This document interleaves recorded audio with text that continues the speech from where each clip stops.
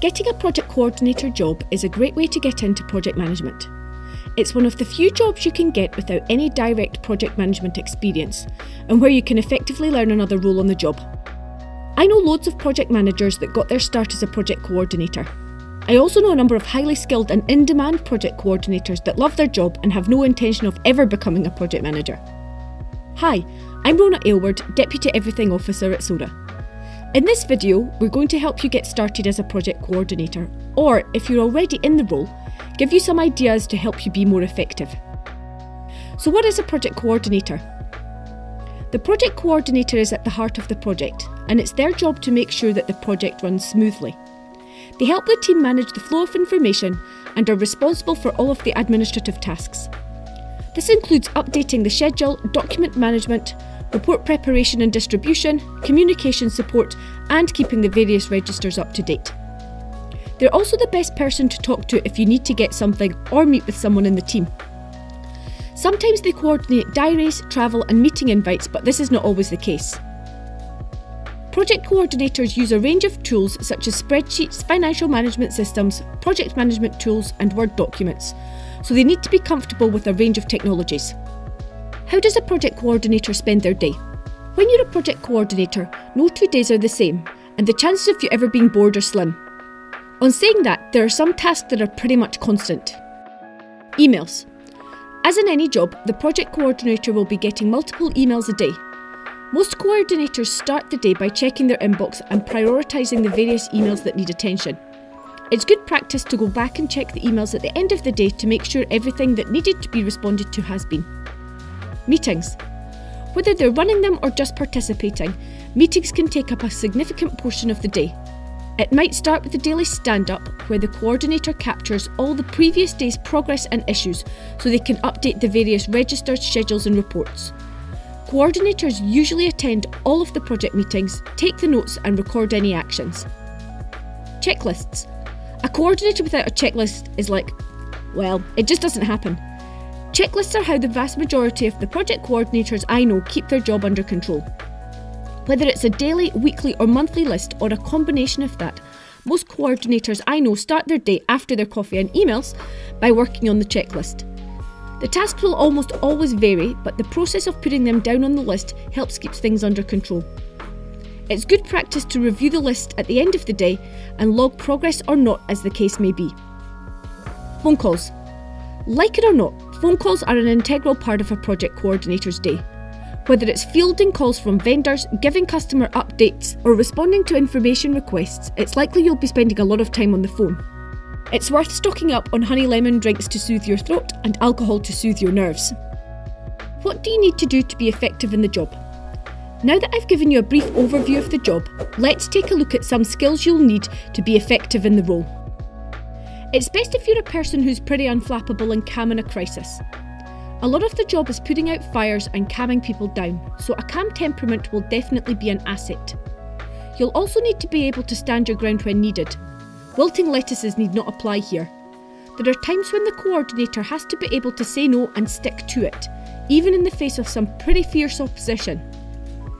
I wouldn't be a good coordinator because I tend to get wound up quite easily, and in some of the situations I've witnessed where the coordinator has come out ahead, I would have ended up throwing something at someone's head, which isn't a good look. Being able to think on your feet is also a great skill to have. You'll be balancing multiple balls and constantly having to switch between topics without much, if any, notice. You want to be an analytical thinker and reasonably good with numbers. I don't mean accountant or PhD level, but being able to grasp how budgets work and spot discrepancies quickly will be a distinct advantage. Minute taking is the bane of my life. I'm totally rubbish at it and try to get out of it as much as possible.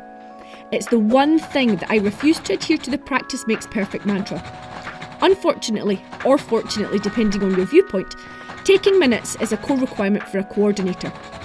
So if you're like me, what things can you do to take great minutes? 1. Prepare beforehand. Make sure there's an agenda and everyone has a copy before the meeting. If there isn't one, get a meeting with the organiser and draft one. It will make everyone's life easier. 2. Know who everyone is.